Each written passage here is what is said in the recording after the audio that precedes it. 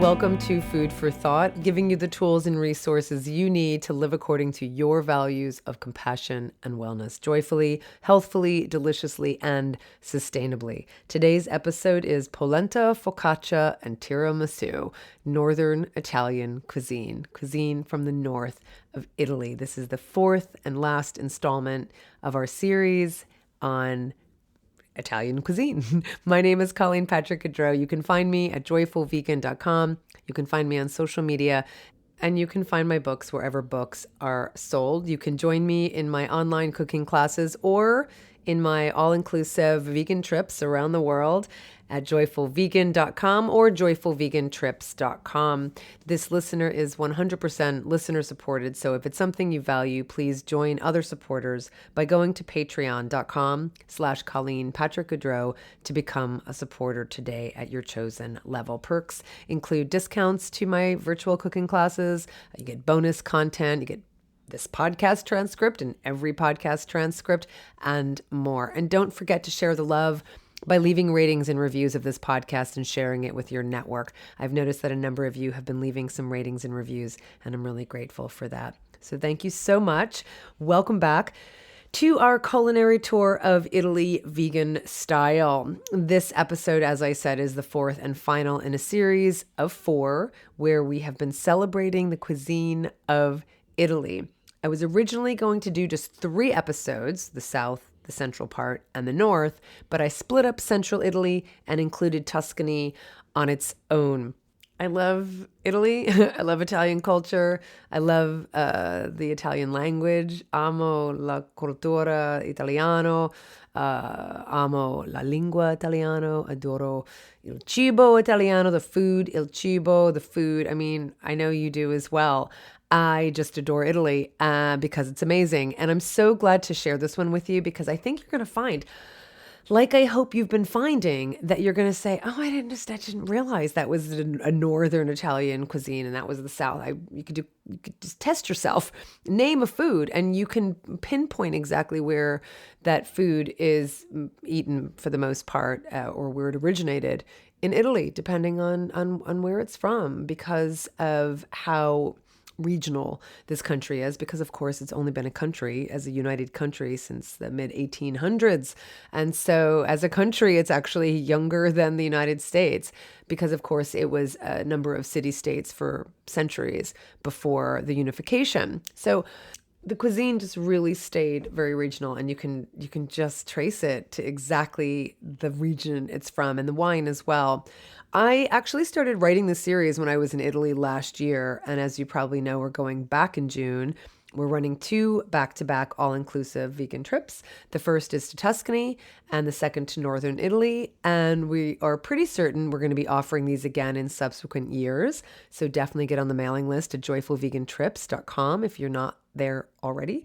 And of course, we don't run trips we don't scout. So I can say that the Northern Italy trip is so amazing because I've been there, because we made sure to scout everything before. When we were in Italy last year for our Tuscany trip, we spent a week in Northern Italy, and it's incredible. And this part of Italy is not an area many American tourists specifically visit, and it's absolutely incredible, just dramatic and majestic and just amazing.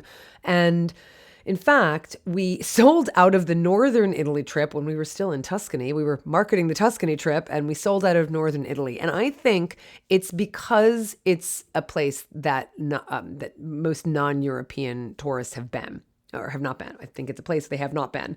And I think that's why it's sold out. I'm sure if you're listening, you're like, yeah, I've been to Rome, I've been to Tuscany, possibly even Sicily, but not a lot of Americans. Again, I'll speak for Americans. I can't speak for other people around the world, can't speak for Europeans, but I just think Americans don't really go up to the north.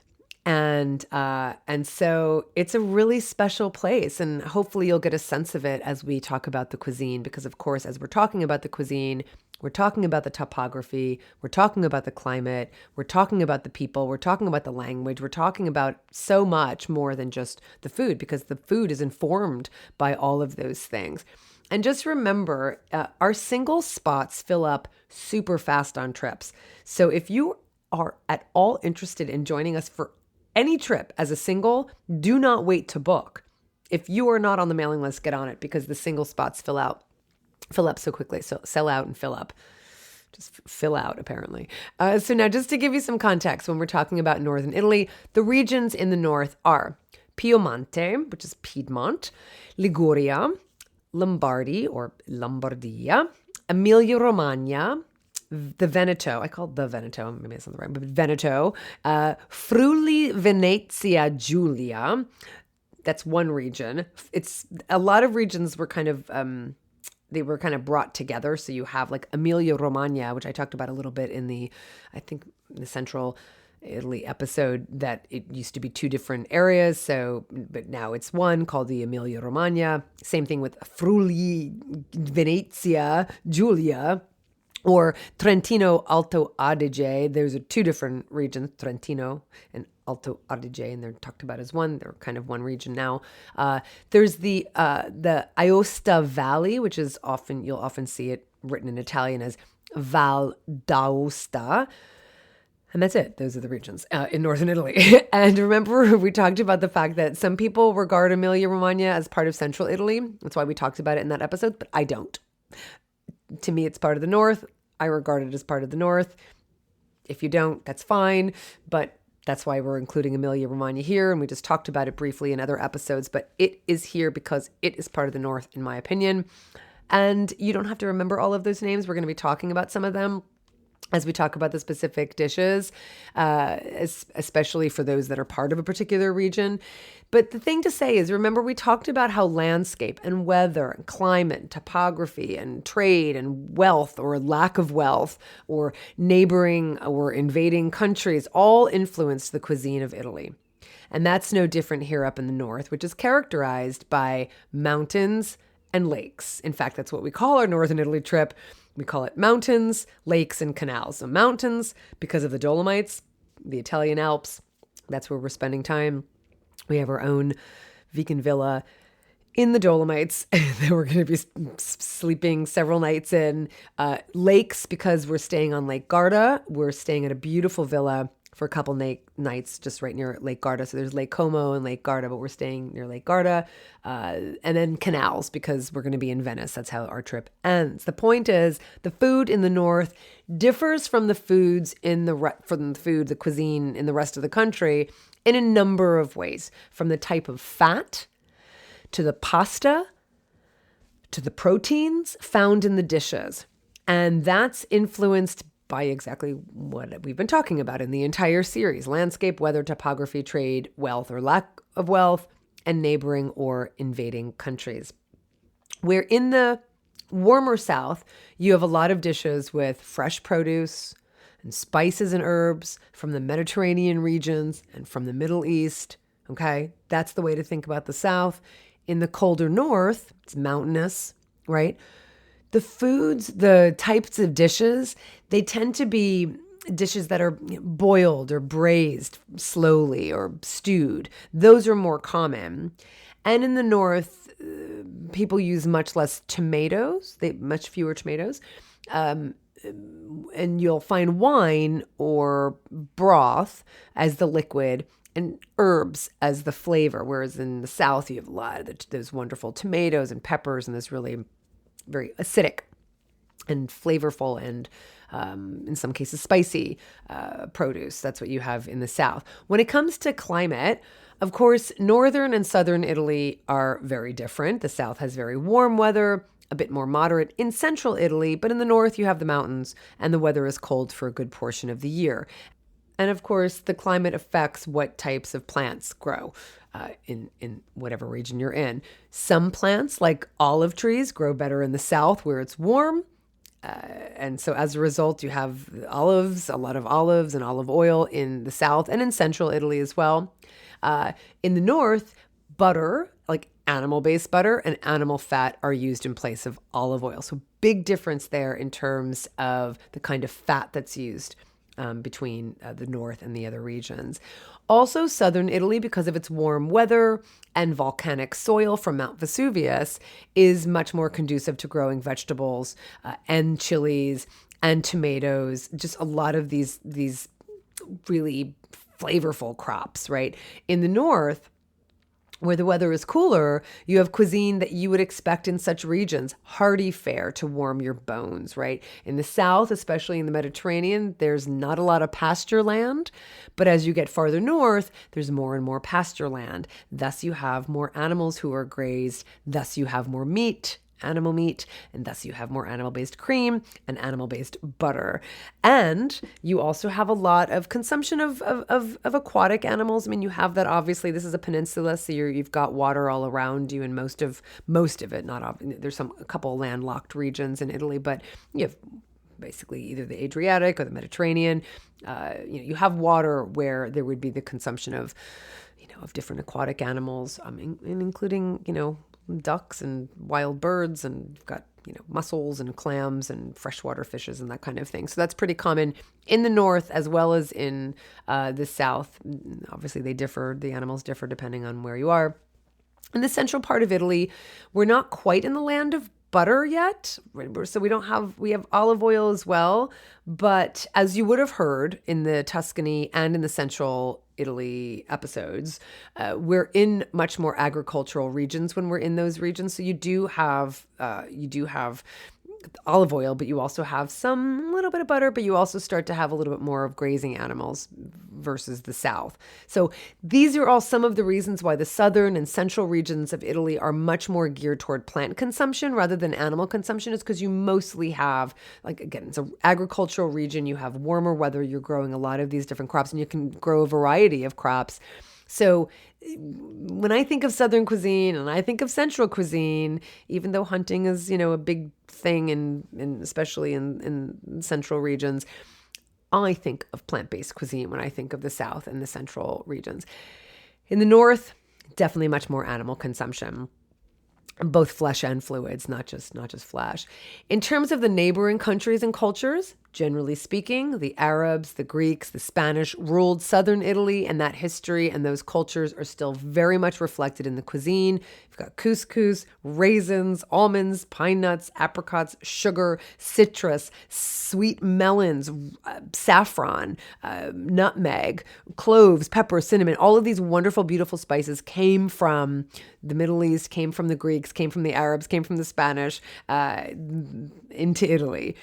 While in the far north of Italy, especially in the provinces that border Austria and Switzerland, historically you've got French, Celtic, and Germanic tribes that ruled the north, and that's reflected in the cuisine, reflecting much more of the northern European fare in the northern part of Italy.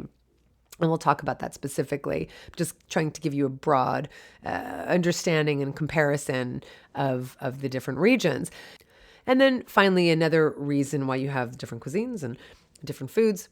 Typically speaking, historically, the South was poor and the North was rich, which is another reason you have copious amounts of animal-based meat, dairy, and eggs, not just because of the grazing land, but it's also because of the wealth. And of course, you have animal-based cheeses and milks in the South. Those would be more from sheep and goats, right? And sadly, buffalo, who were imported from India.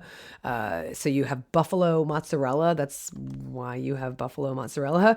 So you have more cow's milk and larger animals in the north, and you have the smaller animals, except for buffalo, kind of more in the south and the central part. And so, yes, you've got the cow's milk in the north. And so, because again, the pasture land can accommodate the larger animals, they cost more to raise, they cost more to keep. And so you've got a lot more cow's milk in the north, where you have, again, sheep and goat's milk in the south, and buffalo in the south.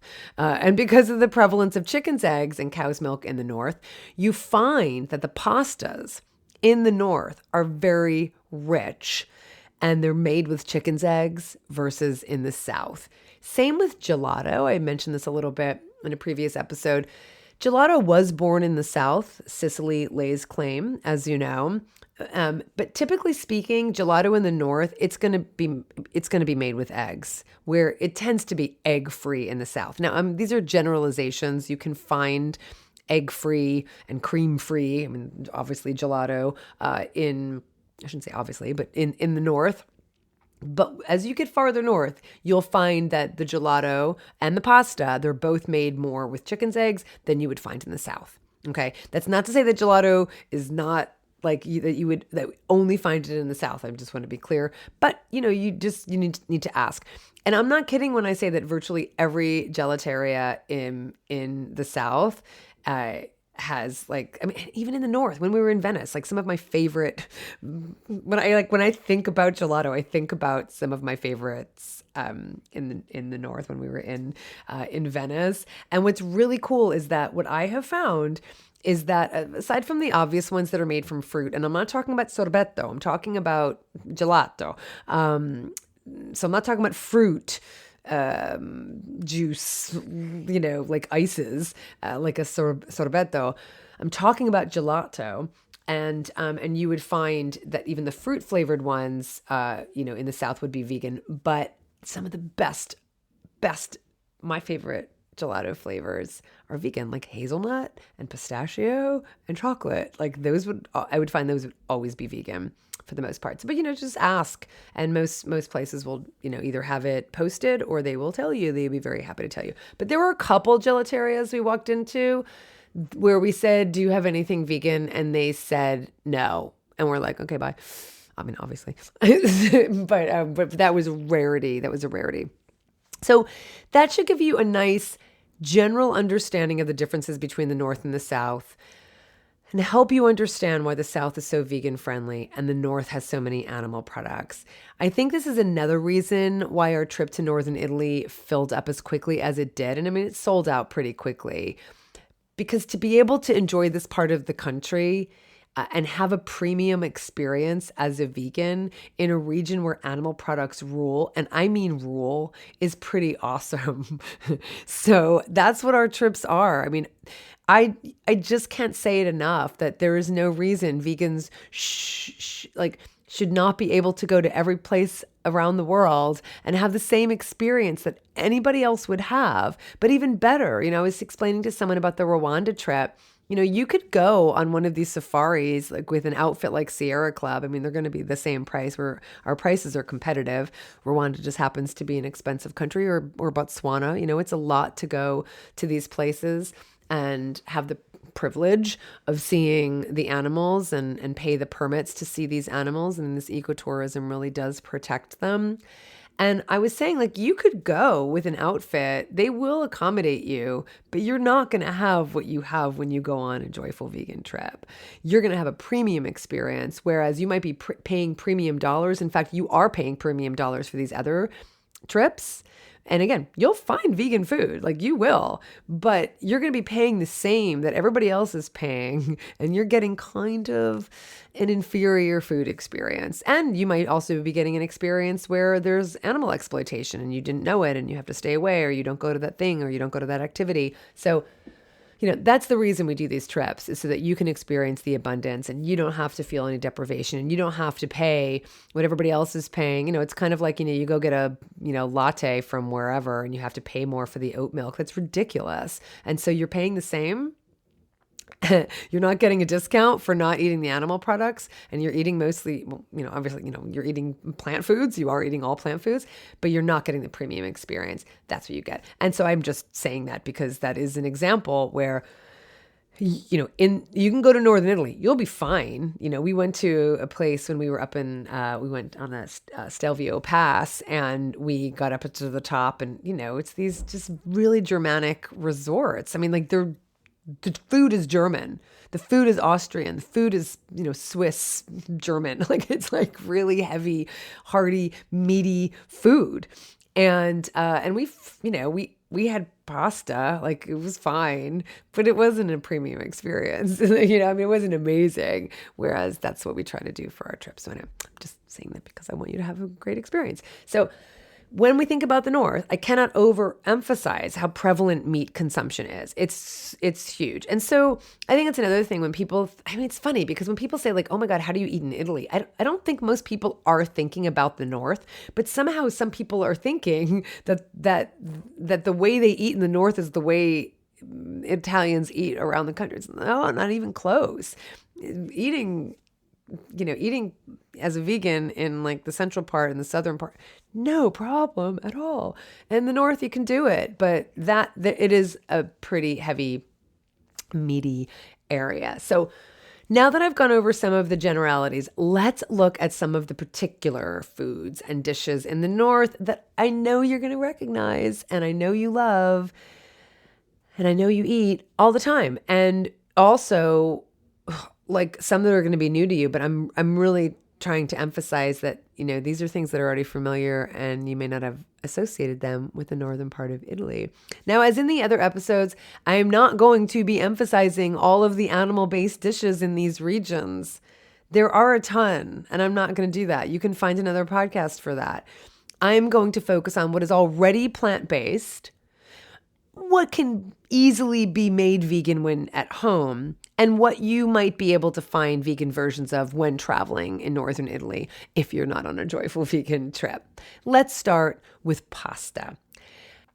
As I said, pastas in this region are generally richer than the pastas in the south. And when I say richer, I literally mean enriched with chicken's eggs. That's what you would find, because of what I just shared with you about the animal products in the north and why they're so prevalent. In the south, animal products aren't generally used to make pasta. And dry pasta is more common in the south because it's easier to dry pasta in warm weather. It's more difficult to dry pasta in the colder north. So you have more fresh pastas. You have pastas like pappardelle and tagliatelle you've heard of, and you have these pastas made with chicken's eggs. So you'll find that the fresh pastas tend to be made with chicken's eggs. They tend to be up in the north versus the dry pastas that are not made with chicken's eggs, and those tend to be down in the south. Also in the north, you tend to have a lot of these egg-based pasta doughs that are filled or stuffed, like ravioli or tortelli or tortellini or tortelloni, all these different sizes of these kinds of pastas, stuffed pastas. You've got cappelletti and cappellacci. And when I say stuffed, there may be vegetables and there may be mushrooms, but there's most definitely animal-based cheeses and animal-based meats. And just to round out the translation of these pastas, because, with the language, I have to tell you, ravioli, as you know, hopefully, it's the plural, right, of raviolo. And that translates to little turnip, which I think is adorable. And then you've got tortello and the diminutive tortellini, which translates to stuffed cake. So ravioli is 2 layers of pasta, that form a pillow-like shape, whereas tortellini is folded into hat-like shapes akin to dumplings. And you see that in the names of cappelletti and cappellacci, right? Because kappa meaning hat, top, head. And if you want more fun shapes, if you want to think about more fun shapes, I have a Food for Thought podcast episode on animal-related pasta names, which is super fun. So these are not animal-related, these two. I think we'll talk about a couple in this episode, but you can just start to parse out why things are called what they're called. And because of your, awareness of Latin, because we have so much Latin and so many Romance language words in English, you'll appreciate it, I think. Anyway, so the typical first course dishes of northern Italy would be pasta. They would be any of these stuffed pastas like the tortelli, ravioli, etc. They would typically be served in a clear broth and then topped with either a cheese sauce or a cream sauce or a pesto sauce or a tomato sauce, depending on the region you're in. And in addition to these stuffed pastas, you also have ribbon pastas. I mentioned pappardelle and tagliatelle, like those are both ribbon pastas, very long and ribbon-like. And then you've got penne and farfalle. Both of them originated in the north. I did talk about farfalle in the animal-related pasta words because farfalle means butterfly. And so we tend to call them bow ties, but they're shaped like little butterflies. Farfalle means butterflies in Italian. Penne, I actually did mention penne also in that episode because it comes from the word for feather. It's a long story. I'll explain. I'm actually going to do an episode specifically on words from pen because it is in etymology. But so you do have penne pasta and farfalle both originating in the north. But you have a lot of these stuffed pastas, these ribbon pastas. And there's also a pasta, I mentioned this a little bit in the Central Italian episode. I told you I was going to talk more about this in this episode. There's a famous, strangely named pasta associated with Emilia-Romagna that's called Strozzopratti. Strozzopratti, Strozza, Strozza, which means priest. So it means priest stranglers, Strozzopratti, or priest chokers, Strozza. And remember, before Italy was united, I mentioned these regions, many of them were part of the papal states, including Lazio, where Rome is, including Umbria, Toscana, and Emilia-Romagna. So they were part of the papal states, and so the idea that a pasta would be named after priests is not that crazy in Italy at all. And one legend suggests that Strozzopratti stems from the story of a gluttonous priest or gluttonous priests who choked on their pasta as a result of their insatiable appetite. Another legend claims that housewives choked the dough in such a rage just to really, as they were making their pasta, violent enough to choke a priest, like it was just an expression. No one really knows, but you've got this pasta in the northern part of Italy, in the Emilia-Romagna, and it's called Strozzopratti. It's typically made with eggs, so ask before eating it, but you'll get egg-free versions on our Joyful Vegan trip. Okay, so let's talk about grains other than pasta. In the north, particularly in Lombardia, the consumption of pasta has historically been pretty negligible next to the consumption of other grains, namely corn and rice, in the form of polenta and risotto, respectively. In fact, Italy is the primary grower of rice in all of Europe. And we'll talk about polenta in a moment, but let's spend a little time talking about the most famous rice dish of all, and that's risotto. Risotto, as you know, of course, is a rice dish cooked with broth until the rice reaches a creamy, thick consistency. And its origins are right here in the north, particularly in Lombardia. Now, if you make risotto at home and you're in the States, you are most likely going to make risotto with arborio rice, which is a short grain rice that's really starchy. It's like way more starchy than a typical white or brown rice at all, 100%. Super starchy. And that's what enables it to get really thick and creamy and larger as it absorbs the stock. So that's why you just keep pouring the stock in, and like the rice starts to just grow and get fat and creamy, and it's delicious. But in Italy, arborio rice is used less than another type of starchy short grain rice called carnaroli, Carnaroli, carnaroli, which is grown in the northern provinces, and it's known as like the caviar of risotto. So that's the rice you would find in the north, not arborio, but carnaroli. And it has a protected designation of origin status. We talked a bit about that in previous episodes.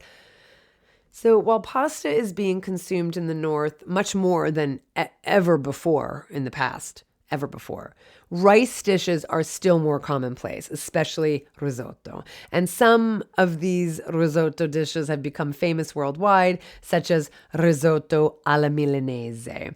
And remember from previous episodes how much pride of place there is in Italy in terms of where the food is grown or how it's made, or where it's made. And so many of the dishes have the name of the city or the province in the name of the dish.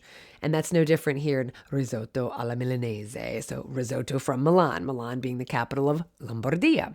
And risotto alla milanese is absolutely delicious, very traditional in this part of of Italy, but it's so delicious. It's cooked with saffron. And that's what makes it risotto alla milanese, and that's what makes it stunningly beautiful and stunningly delicious. And it has this beautiful reddish yellow hue, and so get on that at home. You can easily make a vegan version of risotto alla milanese. But you have innumerable varieties of risotto up in the north. So you've got this very famous one from Milan, but you also have risotto con tartufi, right? So risotto with truffles. You've got risotto ai funghi, the fungi being mushrooms, obviously, and those mushrooms are usually porcini, and we'll talk about porcini mushrooms. You've got risotto al radicchio, which is the red and white chicory you probably already eat. Risotto e sparaghi, which is asparagus, sparaghi. You've got risotto coi carciofi, which is risotto. I'm giving you a second to maybe think of it. Artichokes, carciofi. We talked about carciofi a bit in when we were talking about Rome. So you get the idea. So risotto is very, very much eaten up here and loved in northern Italy. And you can already see how different the cuisine is up in the north. Like thick, hearty, warming foods that stick to your bones, right? Like risotto and like polenta. Another famous dish that originated here I keep saying here as if I'm here. I'm not in northern Italy right now, but here I'm metaphorically speaking as if I'm pointing to a map. Another famous dish that originated in northern Italy. Now, just as pizza has become a quintessential Italian dish, even though tomatoes came from the New World and brought to Italy by the Spanish, so too was corn, a New World food imported into Italy and then incorporated into the cuisine of Italy, probably around the mid 1500s, right? But in ancient times, there would have been something called polenta that started out as one of the earliest and simplest foods deriving from grains. The word polenta comes from Latin, and it just means crushed grain. So you could find we could talk about polenta. You could use oats and we could say polenta. I mean, it's kind of a general term for crushed grain cooked with a liquid.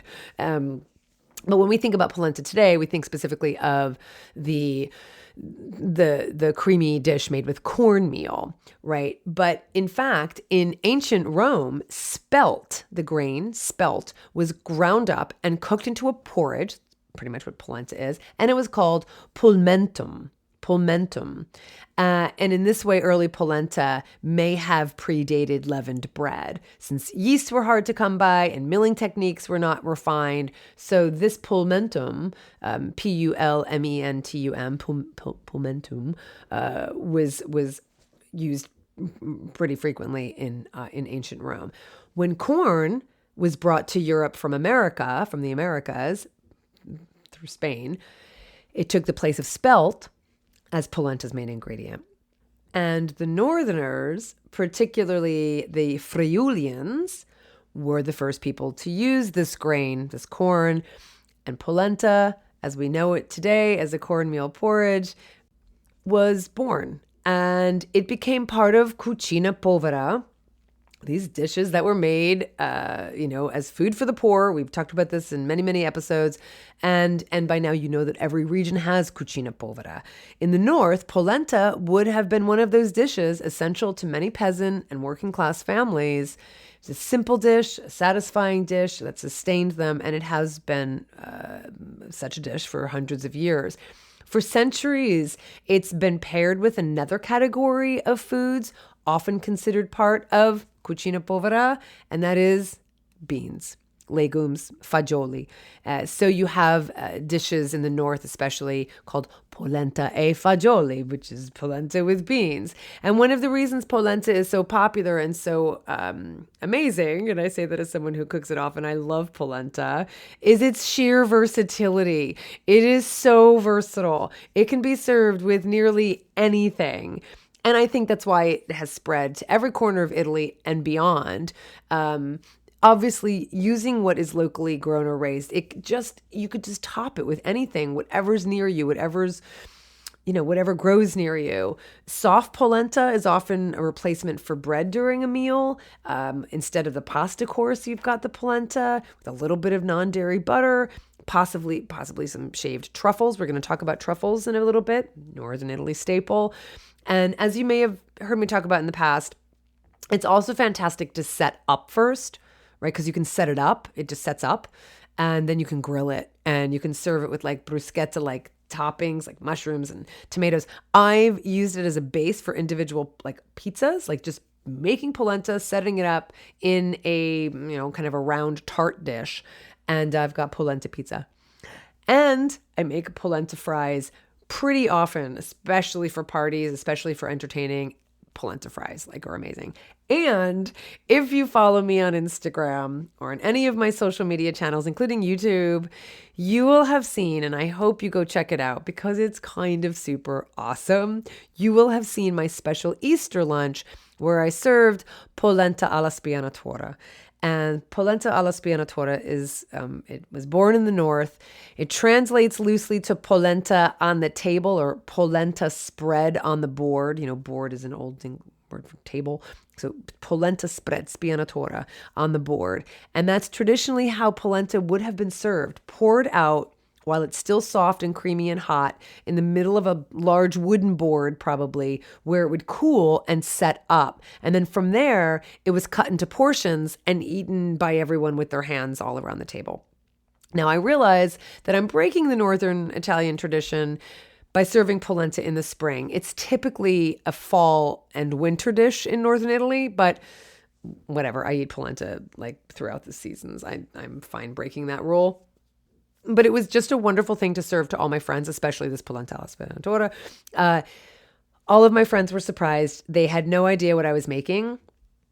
But what you would typically find in the north is that you would find a lot of animal-based meats kind of going on top of that polenta. And then that's part of what's eaten as well. And some, whatever. But obviously, I'm not going to do that. So and you would pour sauce. You'd pour some sugo sauce. I used arrabbiata, which is Southern. And I just told everybody to bring plant-based whatever. So bring plant-based sausages, bring fry them up first, bring meatballs in sauce, bring roasted vegetables, grilled vegetables. And everybody did, but they didn't know what I was doing. And so it was super fun and I highly recommend it. And I'm going to do a cooking class just on the polenta alla spianatura. And I am definitely including it in my new book. So I just had such a great time with this incredibly versatile food. So there's just so much you can do with it. So that's Northern Italy. Not pasta, but hearty risotto, polenta, and another famous, yummy, hearty dish originating in the north that sometimes people would probably classify as a pasta, but it's not. And that is, are you ready? Can you guess? Do you know it? Gnocchi. Gnocchi.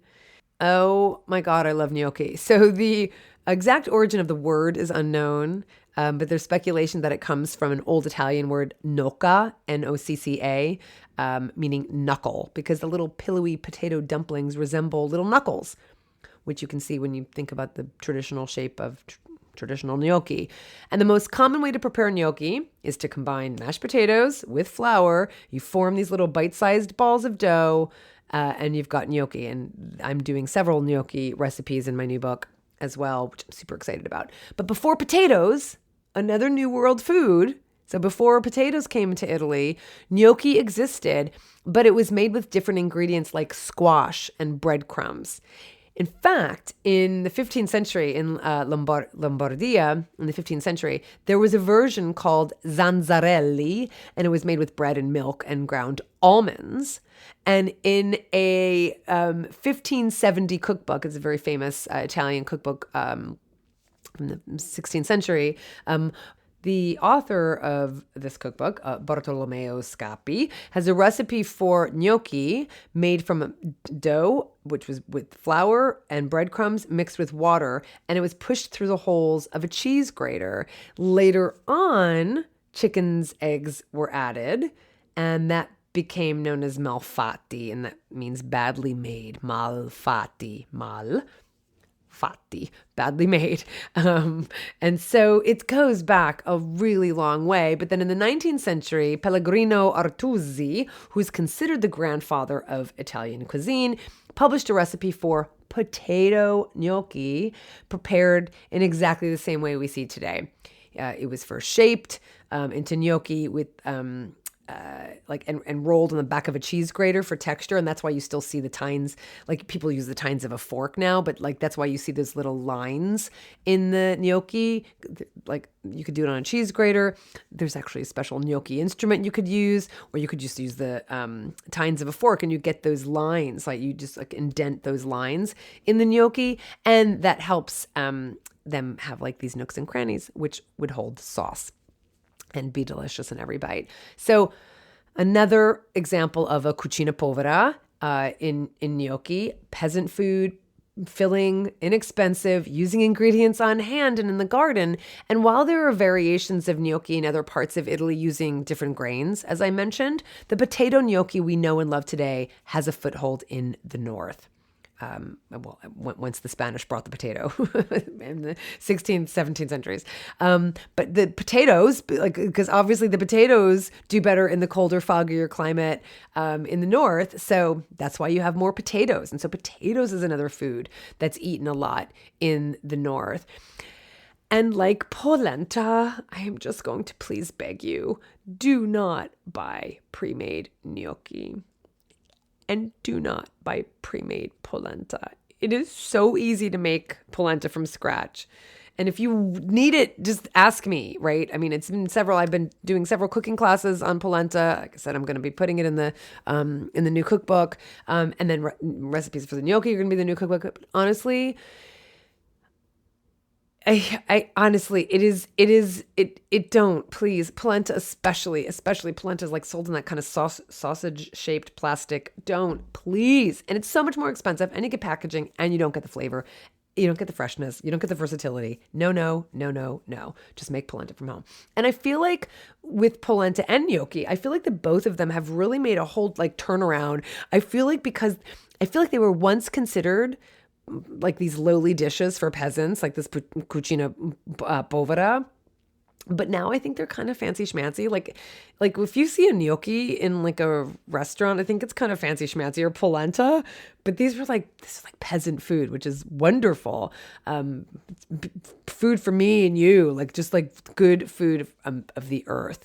And yet it's still really hard to find both of these without animal products in traditional restaurants, which is a shame.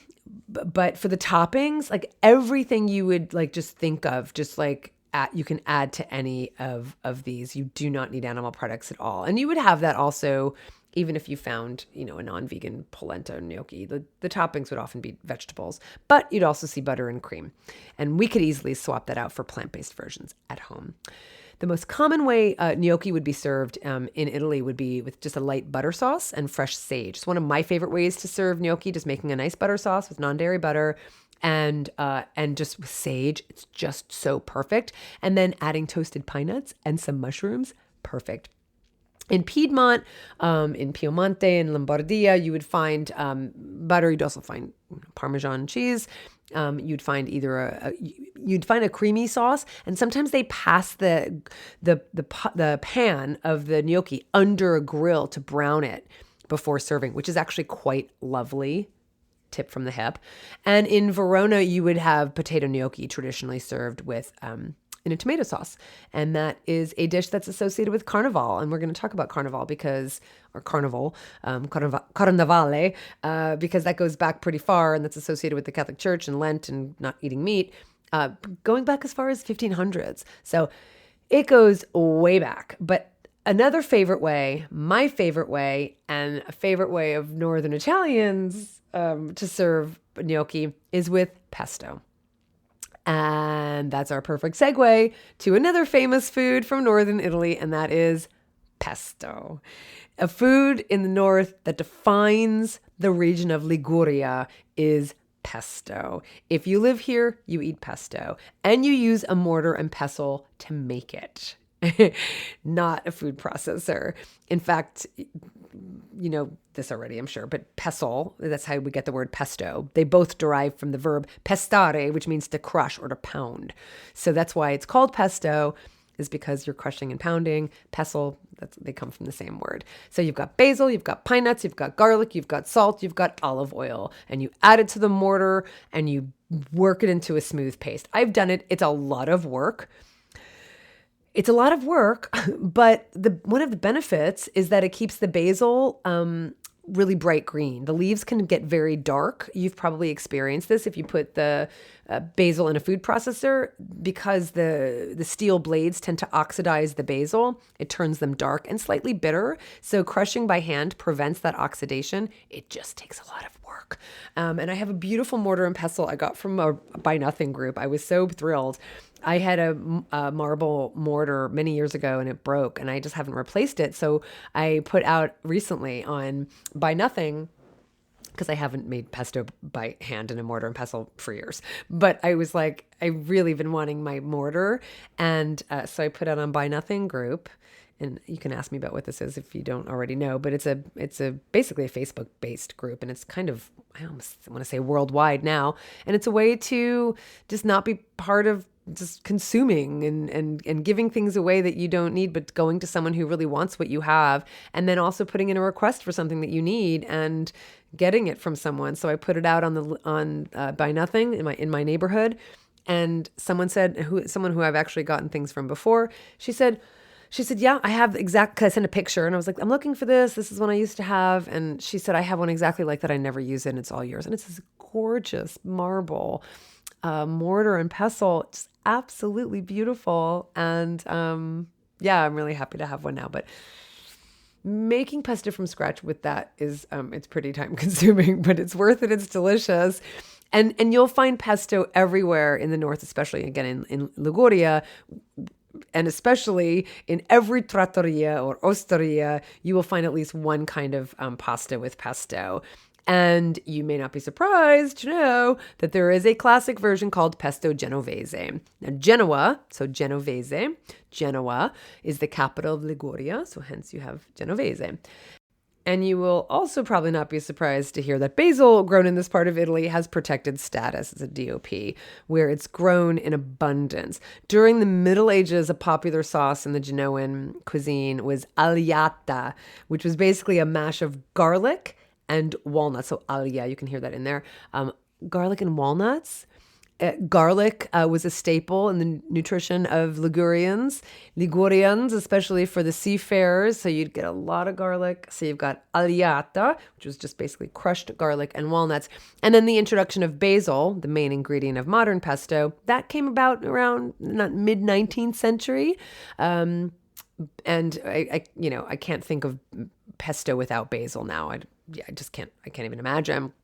Now, I don't want to imply that pesto isn't traditionally made with dairy-based cheese. It is. They would add Parmesan cheese from Parma, of course, which I think is Emilia-Romagna. Is that right? I'm pretty sure.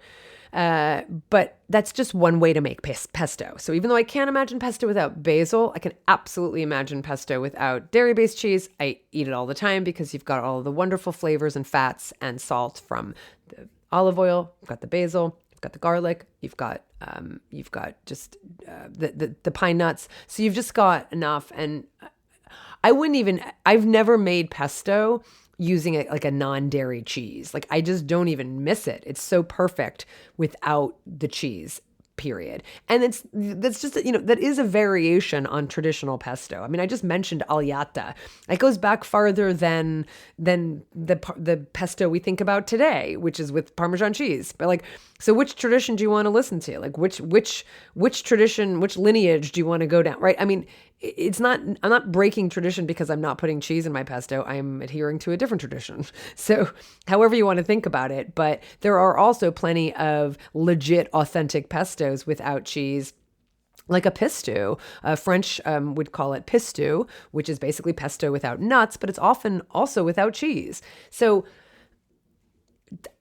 pesto without cheese, make it at home all the time. Will you find that in the north? Probably not as much, but totally making it at home, really super easy and really super delicious. So lots of variations of this sauce. This pesto is a staple in northern Italy. Of course, on Joyful Vegan trips, you get plenty of pasta without the dairy-based cheese. But you've got pesto sauce used in a lot of pasta dishes. There's a twisted pasta from Liguria called trofie. Trofie. That's a very traditional way to have your pesto sauce on trofie. atrofie pasta. And one of the things that distinguishes the North's minestrone, a hearty vegetable soup. Remember, minestrone is in many different regions. Many people claim their own minestrone. There's just variations. One of the variations that makes it very Ligurian is that you would put pesto on the minestrone right before serving it, right? So that you will find throughout Liguria. But again, just, you would just want to make sure your pesto doesn't have any cheese, but it might. But all of the northern regions would use pesto. Liguria is the home of pesto.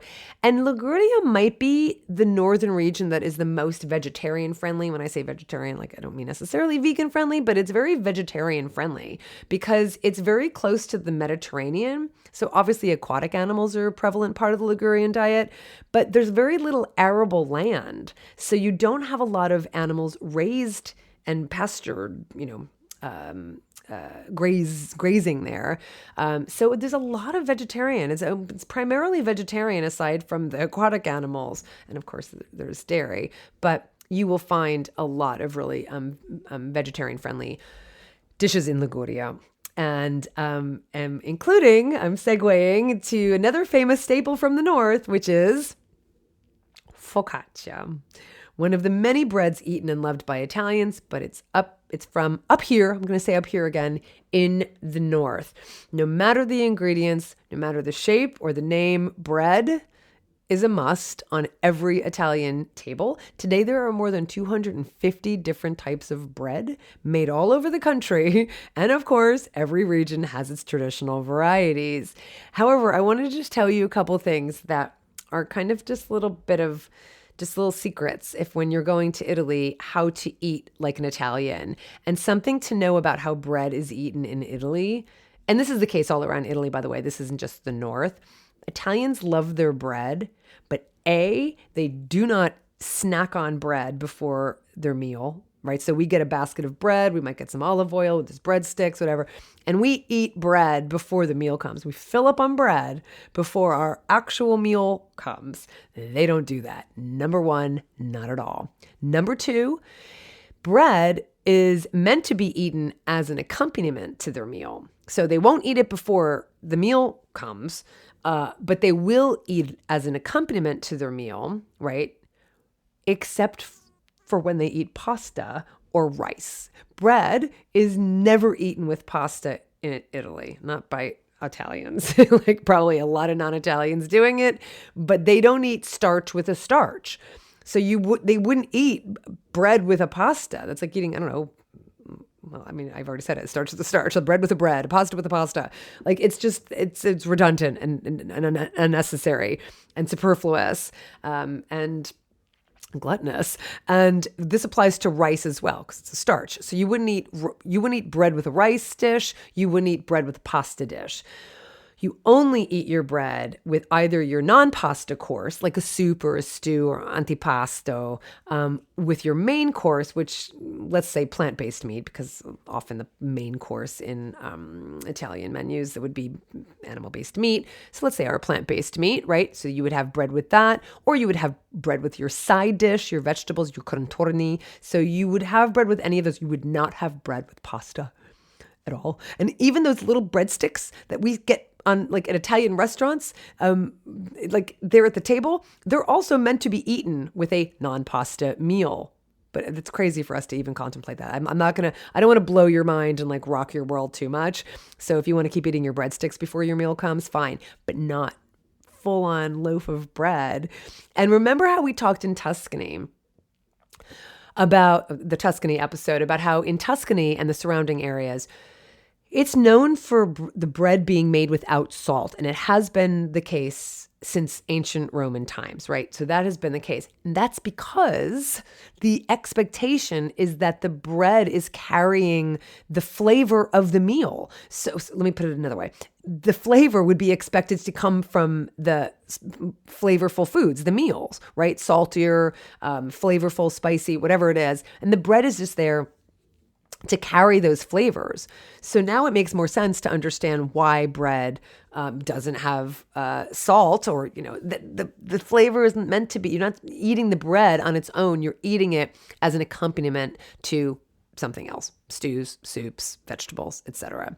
So if you want to act and look and eat like a proper Italian while visiting Italy, do not eat a basket of bread before your meal comes. Don't ask for bread before your meal comes. Don't ask for olive oil to dip your bread in while waiting for your meal. Italians don't do that. And don't ask for balsamic vinegar to dip your bread in. Don't ask for the oil and don't ask for the vinegar. That's just not Italian at all. Now, there are some exceptions. And the reasoning again is the vinegar would ruin your taste buds. Like, why would you eat a vinegar before you have a meal, right? So you're already like affecting your taste buds. So like they wouldn't do that. Like it's not done. Now, if the bread is toasted and then drizzled with olive oil and brought to the table, or with tomatoes, a bruschetta, like as part of an antipasto, a bruschetta would be fine. Okay, that's fine. That's not breaking any food laws. Okay, so you can do your bread with your antipasto, but you're not having bread with your pasta. And you're not having bread like, just cut up, ciabatta or something like that. You're not sitting there eating bread. Another exception to the rule is if the bread is in the form of a focaccia, you can. If it's in the form of a focaccia or a pizza bianca, again, it's kind of more of a antipasto, or a pizza bianca. We talked a little bit about the slices, just getting a slice in a bakery in Italy. You can eat it on its own, and you can even walk around while eating it. You would not do that with any other food, but you can walk around eating that pizza by the slice, the taglio, pizza taglio. And then one final exception: you are allowed to use bits of your bread to help any non-pasta, you're not eating bread with pasta, food up onto your fork, and you're also allowed to use the bread to soak up any sauce left at the bottom of your plate of pasta. But you're not sitting there with your bread and your pasta and your bread and your pasta. If there is some sauce left at the bottom of your plate, grab your bread, you can soak it up with that bread, but that's it. And only if you see other Italians doing it, and only if you're not in a fancy schmancy restaurant. So tips from the hips. Tip from the hip. Because, right?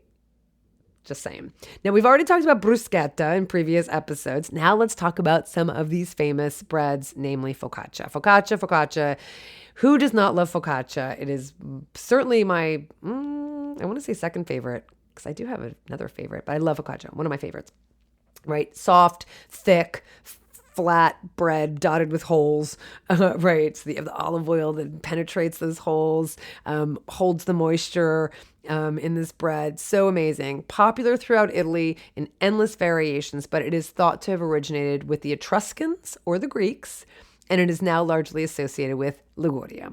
So you've got it in the north. If you listen to the episode on the many words we get from the words for bread, words from Latin, words from Old English, you'll remember that the word focaccia derives from the Roman panis focaccius, or probably panis focaccius is how it would have been pronounced in Latin, meaning hearth bread, referring to the fact that the word focus is Latin for oven, referring to cooking by a fireplace or hearth. Literally, the focus, the focal point of the family, a place where the dough was baked over hot stones and fire and ashes. And so it was the oven, that's your oven, was called the focus. Now, we don't use that word anymore, but we still see evidence of that word in the word focaccia.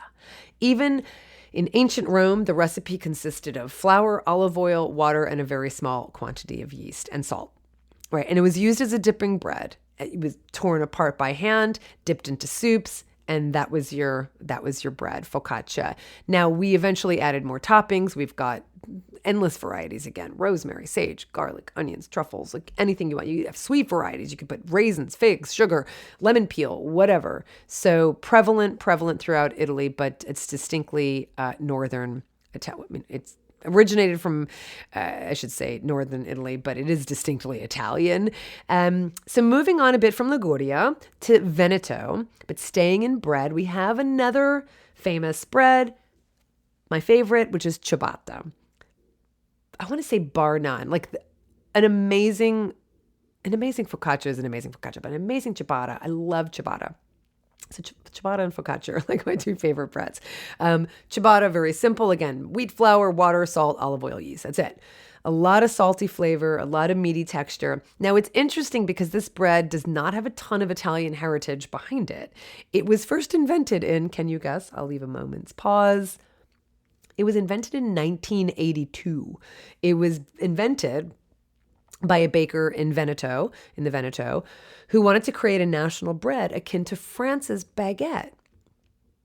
Because he was like, why do they have their own national bread? We need our own national bread. And they didn't want to have baguettes. They didn't want to have French baguettes. They're in Italy. They wanted to make their own. And so they've done it. I think they've done it. I prefer ciabatta. Oh, I'm going to say something that's going to sound, oh my God. I really do prefer ciabatta over baguette in general. But a good baguette is a really good baguette. And don't look for baguettes in Italy. You will not find baguettes. I mean, you're not going to find good baguettes. Don't even look. Don't even bother. But get ciabatta for sure. In France, yeah, your baguettes. I mean, like just fresh every day. Amazing. Oh my God, amazing. Now here in, I would say Oakland, it's in the Bay Area. There's a bakery called Starter Bakery, and they have a stand every week at the farmer's market. They have such good baguettes. And it's really funny because when we buy bread, David buys bread every week. Or I shouldn't say every week. He buys bread every day. David loves bread. I need to have it fresh, eaten that day. And if it's the next day, I don't even want the bread. I mean, I'll make like a panzanella, or I'll make a, bruschetta or avocado toast or something like that. But I don't want to eat the bread fresh. I don't want to eat the bread without having toasted it if it's a day old. I love it fresh. So I would, for the most part, if we get bread, I would just, if David goes to the store or the bakery, I would say, get a ciabatta. But when we go to Starter, and I won't get a baguette, but if we go to Starter Bakery, get a baguette. Now, ciabatta means slipper because of its flat shape and its resemblance to a slipper. So that's where the word comes from, ciabatta. Now, there are other breads specific to the North, some of which I don't think are as universally known as focaccia and ciabatta. So I don't want to go into every single one of them, but I'll just name a couple. You've got a piadina, which is a flatbread. You'll find in like specialty shops. It's very similar to flour tortillas. Very similar to flour tortillas. You would be hard pressed to even recognize the difference. But often made with animal fat, with lard, so it's not uncommon, so you'll want to ask first. Lombardia is also the homeland of a bread called michetta, which is a round and airy bread. It looks like a rose, and it dates back to the period of Austrian rule, and it's another testament to the very localized kinds of breads around here. It's called michetta in Bergamo, in another part of northern Italy. It's stellina or rosetta in other parts of the country. So again, what was it we were talking about? There was like this one thing that had like 50 different names depending on where you were in Italy, and that's what this looks like. That's what it is. So that's all I wanted to say about bread. Sometimes you'll find some breads made with rye, and that's, again, kind of this testament to its history with Austria, and because rye would be a very popular grain in northern Europe, and so sometimes you'll find that. But the thing to think about when you think about breads in northern Italy is focaccia and ciabatta. Okay, so we talked about truffles being one of the toppings for focaccia, so let's use that as our segue to turn to truffles next, but not just truffles, white truffles. In the Central Italy episode, we talked about black truffles, the type of fungi that Umbria is best known for, but white truffles are found more in the north, particularly in the northwest Piemonte region, and they are staggeringly expensive. That is one of the things that characterizes white truffles. An ounce of a fresh white truffle can run you $200. So they're very expensive because they emerge from the soil like once or twice a year. They can't be cultivated. They're only grown in a particular kind of soil. So people can't even smell them. So that's why like expert hunters bring sniffer dogs to seek out the fungus, or pigs sometimes. And because the fungus it grows underground in symbiosis with certain trees, birch, lime, oak, and they need like specific rainfall during the summer months in order to develop. And so that's why they're so expensive. Sadly, climate change is yet again looming over the highly prized foodstuff because we're not getting the rains, they're not getting the cooler weather, so it's affecting white truffles. Now you could eat white truffles raw because, and you would, like that's how you would eat them. If you cook them, you're just going to fade that wonderful aroma that is quintessential truffle aroma. What can I say? I'm sure you know what I'm talking about, which is amazing. Most traditional uses for white truffles involve shaving them very finely. There's special truffle shavers. You can get a mandolin or just a very sharp knife and eat them raw, sprinkled over a fettuccine with a non-dairy butter, or risotto, like just a plain risotto with just like shaved white truffles. Really lovely. And you can listen to the Central Italian episode where I talked about how to serve and eat and prepare black truffles. Now, truffles aren't the only star fungus in the north. You also have porcini mushrooms. They are found in many regions of Italy, but among the most famous areas in the north are in the hills that straddle Emilia-Romagna, Piemonte, and the Alto Adige region near Austria. And some in the Veneto as well. And if you remember from my podcast episode on plants, including fungi, whose botanical or common names are animalogies, words named after animals, then you'll remember that porcini means piglets in Italian, well, Latin. I mean, also Latin. And so no one really knows why they're called porcini. Some people think it's because if you look at a porcino online, you'll see that they have these kind of fat bodies, maybe like little piglets, or it could be because pigs love eating them. So not really sure, but porcini is an animalogy. And these fungi were prized by the ancient Romans, and they're not quite as expensive as white truffles, but they're also not cultivated, they're hunted, and so they're on the pricier side as fungi go. But so worth it. Porcini mushrooms are suited to, name it, roasting, grilling, sauteing, braising. They could be used fresh. They could be reconstituted if they're dried. When using dried, just steep them in hot water to reconstitute them, or a nice stock, and keep that stock. I mean, it's just so flavorful and so delicious. And, add them to pasta or rice or pizza, soups or stews or sauces. I mean, they're so fantastic. And anything you would do with any mushroom, you could do with porcini. One thing I would say, and here's another tip from the hip, if you do visit Italy, pick up a bag or 2 or 3 or 4 or 5 of dried mushrooms to tuck into your suitcase. They're wonderful, wonderful gifts. They're such great gifts.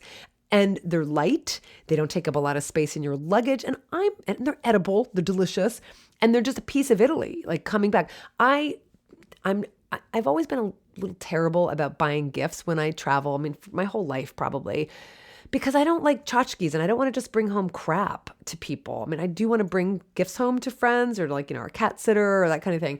But I'm always like, oh God, I don't want to just get something that's just like stupid. Like, and I also don't want to check bags and we also don't want to ship things. So we don't really get a lot of stuff. We don't, our experience is the experience. But when it comes to gifts, I'm always like, oh, what?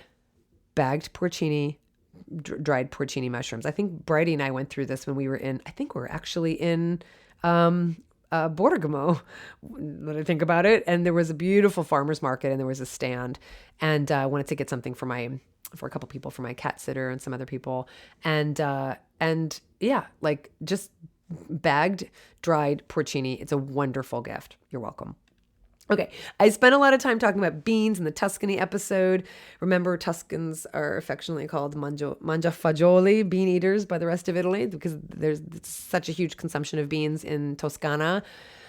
But here, I do want to mention a very special bean up in the north that one you will probably have heard the common name of, and that's the borlotti bean, which more commonly known as the cranberry bean. It is the prettiest of all beans. They're very similar to pinto beans. They're speckled, but in this case, they're speckled with like red and tan and like brown. So gorgeous. And when they cook, they lose their speckles when they're just like pinto beans lose their speckle, but they're so pretty. Even when they're cooked, I think they're super pretty, but they're gorgeous when they're still dry. They have a creamy consistency. They're fabulous for soups, salads, stews, casseroles, side dishes, name it. And remember I told you about, so you can find them in import stores. I also told you about Rancho Gordo, which is, if you're in the United States, they're here in California, and they grow a lot of the protected beans from around the world, and they just don't name them. They can't name them borlati because it's a protected bean. But they call them cranberry beans. And so that's what we would find. And the Rancho Gordo cranberry beans are kind of amazing. They're amazing. And if you're buying borlati beans, I'm like the queen of segues today. And you maybe make a nice bean salad and you drizzle a little bit of a very famous food from northern Italy on it. You would be using balsamic vinegar, probably the most famous food from the Emilia-Romagna region. Maybe Parmesan might rival it, but it is definitely something you would eat all the time or have heard of, and it is definitely the most famous food from a town called Modena. And so we're going to talk about this because there's a lot to say about balsamic vinegar and labeling and finding the authentic balsamic vinegar. But I love balsamic vinegar. It's so amazing. So yeah, from up here in the north, from the Emilia-Romagna region, legend has it that in 1046, the Holy Roman Emperor at the time, Henry III, was given a silver bottle containing a celebrated vinegar while he was passing through a town on the way to his coronation. And the record of this visit is thought to be the first written reference to balsamic vinegar, a condiment once known only to those in the Emilia-Romagna region of what is now obviously modern Italy, and produced only in those provinces of Reggio Emilia, where Henry III was visiting, and neighboring Modena. Now, you've probably seen on your balsamic label something that would say like balsamic vinegar of Modena. So let's talk about this, because it's so hard with the label. I mean, that's why you have so many protected statuses in Italy, because they want to make sure they're protecting the food that comes out of that region, and they don't want it bastardized, and they don't want it called, balsamic vinegar if it's really not balsamic vinegar. So here's the deal, because you could get some really crappy, cheap vinegar if you want, which is fine. But if you want the real stuff, pay attention. So traditional balsamic vinegar is the granddaddy of balsamic vinegars, traditional balsamic vinegar. And to this day, it's made only in Emilia-Romagna, Reggio Emilia, and Modena, using traditional methods. And production is overseen from beginning to end by a special certification agency. In other words, it has protected status, or DOP. And remember, it means Denominazione di Origine Protetta, the protected origin status. And traditional balsamic vinegar, it's always labeled aceto. Remember I said aceto. What did I say it? Maybe I didn't say it. Aceto means vinegar. Aceto balsamico. So it would be aceto balsamico tradizionale, and it carries a DOP stamp. You'll see the DOP stamp. So aceto balsamico tradizionale, and if it doesn't have that stamp, I mean, it can't call itself traditional balsamic vinegar without it. And again, that DOP is a European Union certification that guarantees an ingredient's quality, production, and place of origin. And the only ingredient that you'll see on that label is grape must. That's it, because that's all balsamic vinegar is. It's the juice of just harvested white grapes, typically Trebbiano or Lambrusco grapes. It's boiled down to reach a minimum sugar concentration of 30% or more in the must, and then it's fermented. Very slow aging process for a minimum of 12 years. If grape must is the only ingredient, then you know you've got the good stuff. If wine vinegar is the first ingredient, you're looking at generic vinegar sweetened with balsamic must, not balsamic must balanced with a little bit of vinegar. So some vinegars, some wouldn't be the traditional one, but some might have a little bit of generic vinegar in there, but it should not be the first ingredient if you're looking for the good stuff. If you're looking for the good, thick stuff, that's what I'm talking about. The stuff that is like literally has the consistency of maple syrup. That's what you want your balsamic vinegar to be like. The first balsamic vinegar sold in the US arrived courtesy of Chuck Williams, founder of Williams-Sonoma, in 1977. Now, they were presumably the real deal, these vinegars, but that was the start of the boom for imported balsamic from Modena. And very soon, very shortly after that, demand would outstrip supply. And this surge in popularity led to a rise in derivative products, which in turn led to the introduction of a protected designation for true traditional balsamic vinegar. That's why you have it, because they were like, we can't be having like balsamic vinegar that's not traditional balsamic vinegar sold with the name of of balsamic vinegar, and people think it's like, especially if it says Modena, and people think it's the real stuff. So that's why you've got the DOP designation. But the DOP designation only protects the very, very, very best. It doesn't offer any level of distinction among mass market balsamics, and that's where it starts to get confusing. And that's where the IGP designation comes in. So that's the Indicazione Geografica Protetta. That's the IGP. So Indicazione Geografica Protetta. And that was introduced by the European Union in 2009. And that guarantees that the product is made from grape varietals typical of Modena. So, and you've got the Lambrusco, Trebbiano, Sangiovese is also used. So typical of Modena, but the grapes can be from anywhere, and it only needs to be processed in Modena to be considered an IGP. That's why it's Indicazione Geografica. It's indicative of the geographical location, right? It's a product of that geographical region. So it has to be processed in Modena, but it could use grapes from the surrounding areas. The most common balsamic vinegar that can be found in grocery stores is balsamic vinegar of Modena. It's an IGP. It's often written as Aceto Balsamico di Modena, but look for the letters IGP on the label, and that does mean that the vinegar was produced and bottled in Modena, Italy. Other than that, it's just not from Italy. That's all. It's just going to be just kind of a cheaper, I want to say watered down, vinegared down version. So you still so even the balsamic vinegar of Modena IGP, it can contain some of the wine vinegar. It's just not aged as long, and it's not fermented. So there's no fermentation stage with it. So balsamic vinegar of Modena, there's no fermentation, and there actually, I think, has to be wine vinegar to bring its acidity to at least 6%. So it can contain up to 50% wine vinegar, which could be aged or young, and it can contain thickening agents, caramel, or other colorants to make it look like real balsamic. So I just want to tell you all that, because if you want the best of the best balsamic vinegar, you're going to want to get the traditional, and then, you're just going to look at the label, and just now you know what to look for when you look at the ingredients label. It's going to be pricier, no doubt, but a little goes a long way, and you will enjoy every single drop. I mean, I know I do. And, think of it this way. When we get olive oil, we get a really good olive oil, and then we have just kind of a mediocre olive oil.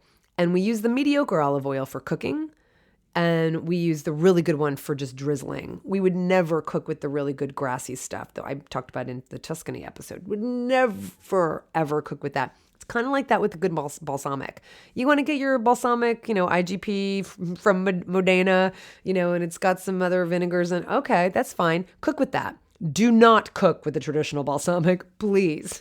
So consider the other one like a condiment. I think in Italy, they would even call it a condimento kind of balsamic. Fine with that. But do not cook with the good stuff. It's just a waste. It's an absolute waste. Even using it in a salad dressing, it's a waste to use the good stuff. So use the mediocre stuff and use the good stuff where it shines. Like drizzle a little bit over a little risotto, drizzle a little bit over a vegetable stew, or grilled polenta, or air fried sweet potatoes, or grilled mushrooms, or add a few drops on fresh berries, or on creamy desserts like a vegan panna cotta, or a vanilla ice cream. So use the good stuff for these kinds of things, for some savory dishes and for some desserts. Another segue. There we have it. Speaking of desserts and panna cotta, well, I'll mention panna cotta because I just did. Most historians argue that it is a traditional dessert originating in Piemonte in northern Italy. So that's why I mentioned it, just to get there. But it is obviously not decidedly ever traditionally, typically at all ever vegan. It means cooked cream, and it's thickened with gelatin. So I just wanted to put it out there because I know there's some vegan cooks at home making vegan panna cotta. Go for it. Have at it. I'm playing with it. But I just wanted you to know that panna cotta was from here, was from the north. But it's not going to be vegan. You're not going to find vegan panna cotta unless you're on a joyful vegan trip. I'm really not kidding. Like, that's what we do. Because we do really feature the cuisines of the areas we go to. Even when we're not in Italy, we do the same thing. We just want to make sure that people are eating traditional cuisine that the people in that country are eating. But a decidedly Italian and mostly believed to be northern Italian dessert that is a favorite of mine, vegan of course, is tiramisu. And it's from the Veneto region. I have a tiramisu in my 30-day vegan challenge book. I was inspired by my favorite tiramisu from a New York City restaurant called Peace Food Cafe and the pastry chef there. And it's crazy I even like tiramisu because it's a sponge soaked in like a strong dark espresso. And I don't like coffee. I've never had a cup of coffee in my life. But I think with all the other ingredients, there's the cream and there's the chocolate and there's the sponge. I don't mind the coffee at all. It's weird. There's like nothing else I could eat that has a coffee flavor except for tiramisu. It's probably enough sugar that it doesn't bother me. And related to coffee, I thought you might like to know what the word means. Tiramisu, tirami. So it's a reflexive tiramisu, which is pick me up, like you pick me. So it picks pick me up. Tiramisu. Pick me up or cheer me up because of the coffee. Pick me up because of the coffee. Some other well-known Northern Italian desserts are ones I have recipes for in the Joy of Vegan Baking, and that is strudel, and panettone. Now, strudel, as you can hear from the word, it's a Germanic word, strudel, which means whirlpool, referring to the kind of the layers of pastry, is an iconic, possibly the iconic dessert of Austria. So again, you're seeing how like the borders here and how this was part of Austria at one time. This is really influencing the cuisine of Northern Italy. It's a type of layered pastry with a filling that's usually sweet, but savory fillings are common too. You can have that as well. Apple strudel is probably the most famous, and I have a couple strudel recipes in the Joy of Vegan Baking. This goes back now 15 years because I love strudel. It's so good. As Austrian cuisine is part and parcel of Northern Italian cuisine, as I keep saying, especially around Trentino Alto Adige, the region of northeast Italy that borders Austria. So strudel is very common here. In fact, Trentino Alto Adige sits astride this border between Italy and Austria, German, like just it's very Germanic. The southern half of the region, Trentino, is ethnically Italian, whereas the northern half, like Alto Adige or Sud Tirol, which is South Tyrol, is ethnically and linguistically Germanic. 100%. The entire region was part of the Austro-Hungarian Empire until Italy annexed it at the end of World War I. We spent some time there last year, and it was so incredibly beautiful, but you would think you were in Austria. And in fact, I think it's one of the regions in Italy that has its own, it has like autonomy.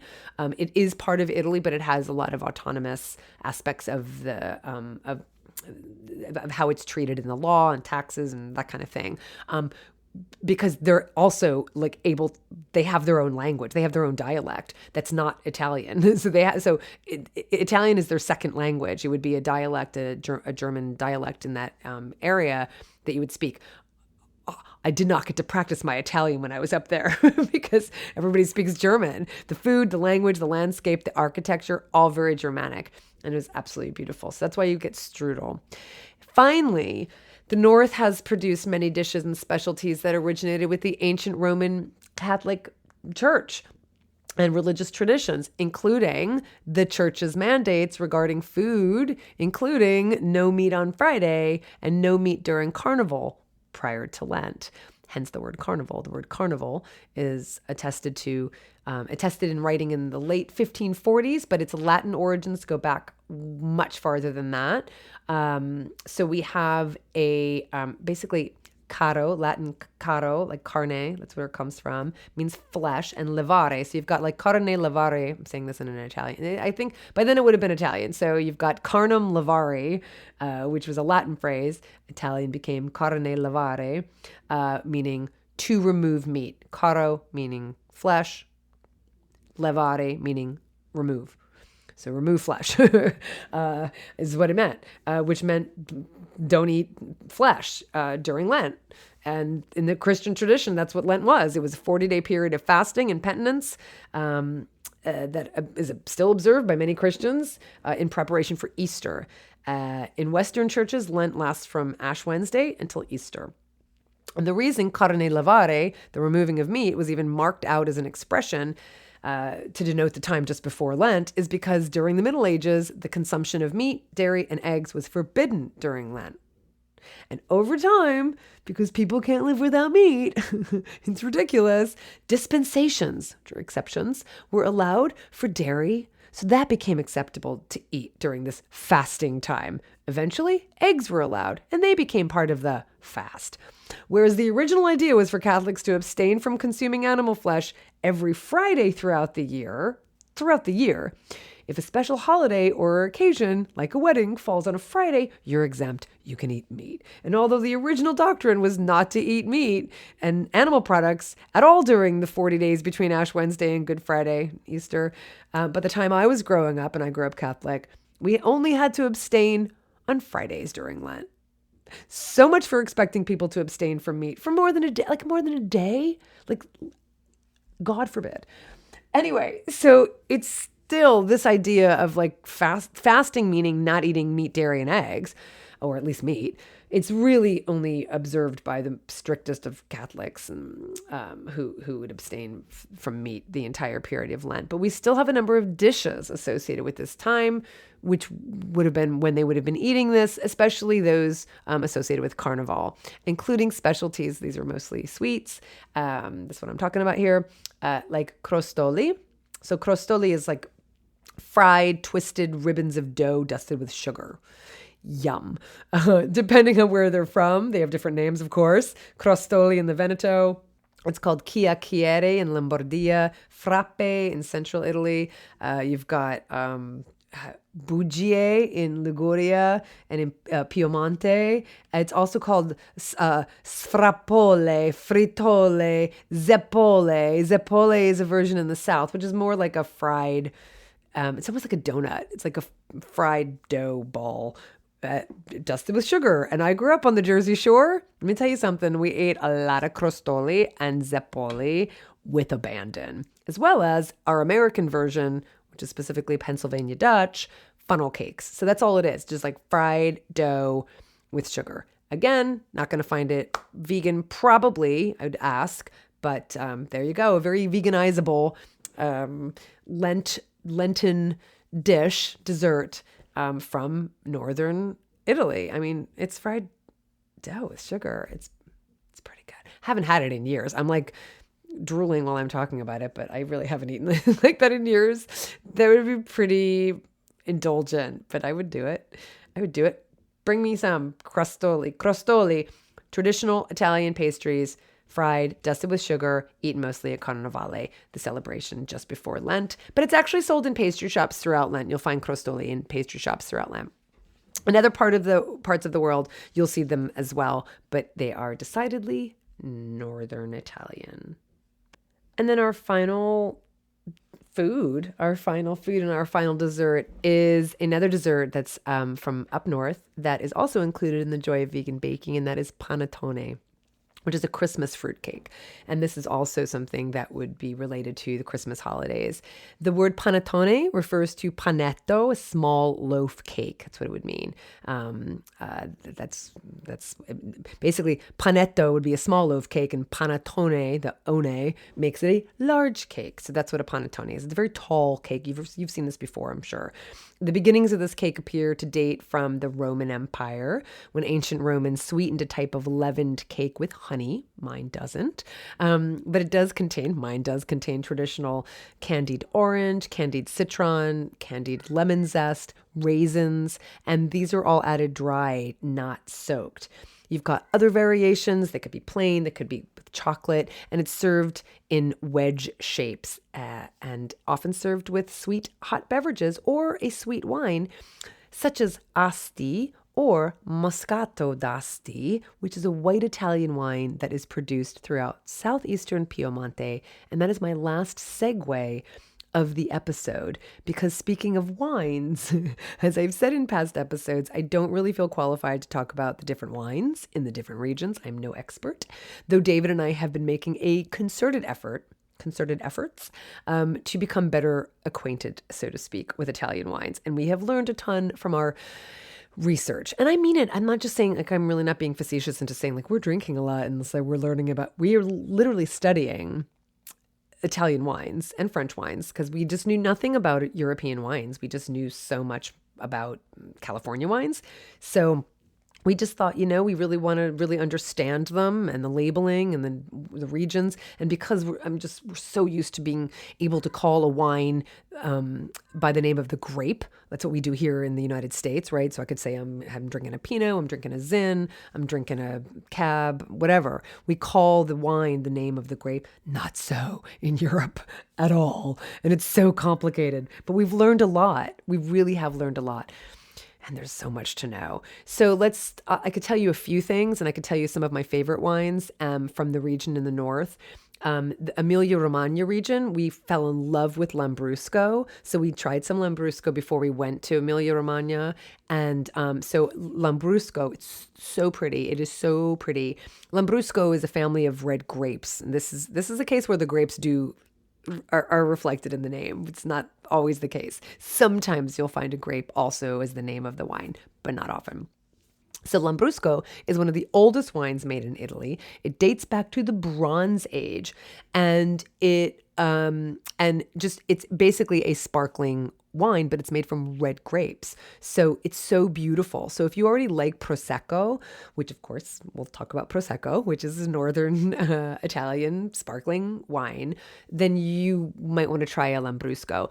And when I say try it, if you don't get to Italy, that's fine. You don't have to go to Italy to try it. There are, you could see if there's a Lambrusco in a wine store near you, but there's a distributor that we use a lot for the European wines called K&L Wines, and they distribute they basically import a lot of European wines, and you can find everything there. So go to K&L Wines and you can find Lambrusco. So, if you're going to go to Italy, maybe order some wines to start trying before you get to the regions. I mean, obviously that's part of the fun when you get there as well, but just to start familiarizing yourself a little bit. So when you think about Emilia-Romagna, which is Ravenna, it's where Ravenna is, Lambrusco is what to think about. When you think about Prosecco, think about the Veneto. So the Veneto, again, also the northern part. Prosecco is a sparkling wine. It's a DOC, most of which is found in Veneto. Some of it's in the Friuli, Venezia.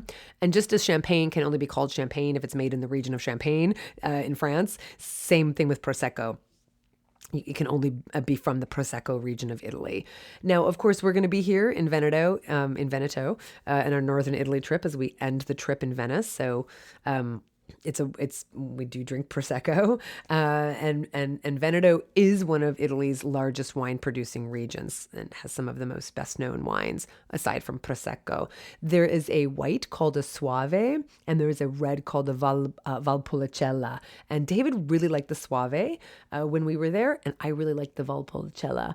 There's also Bordolino, which is another red, which is made near Lake Garda, and we're going to be there in our beautiful chateau for a couple nights as part of the Joyful Vegan Northern Italy trip. And then the wines from Piedmont, Very well-known wines from the Piedmont region. We haven't been to Piemonte yet at all, but you will find all of those made from the Nebbiolo grape, which is a red wine grape that has a lot of tannins, but it's very light in color. It's very much like a Pinot. So if you like Pinot, and this makes sense because Pinot grapes are grown in, they kind of like it cooler, they like it foggier, and it's perfect because the Nebbiolo grape, Nebbioso, if you can, means foggy. So Nebbiolo grape, it's grown in the region up in the mountains in Piemonte because it's very foggy up there. It's absolutely cold and beautiful and wonderful. And so the most famous Piemonte wines that are made from this grape, from the Nebbiolo grape, are Barolo and Barbaresco. I'm getting tired. I'm starting to not be able to pronounce my B's. So Barolo and Barbaresco. These are the famous Piemonte wines made from the Nebbiolo grape. So that's Piemonte. So again, you've got Emilia-Romagna, think Lambrusco. You've got Veneto, think Prosecco or Valpolicella or Soave. Okay. And if you are already a supporting member at Patreon, you're going to get the transcript for this. You don't have to remember all of this. And then when you think of Piemonte, think of Nebbiolo grapes and think of the famous ones, Barolo and Barbaresco. And in Liguria, there are a lot of varieties in this region, but I want to just tell you about Vermentino. So that's a white wine we really liked from Liguria. We haven't been to Liguria, but we have tasted the wine from Liguria, which is really fun. And a Vermentino, love it. And then Italy's most northern wine region is in Alto Adige, and think Pinot Grigio.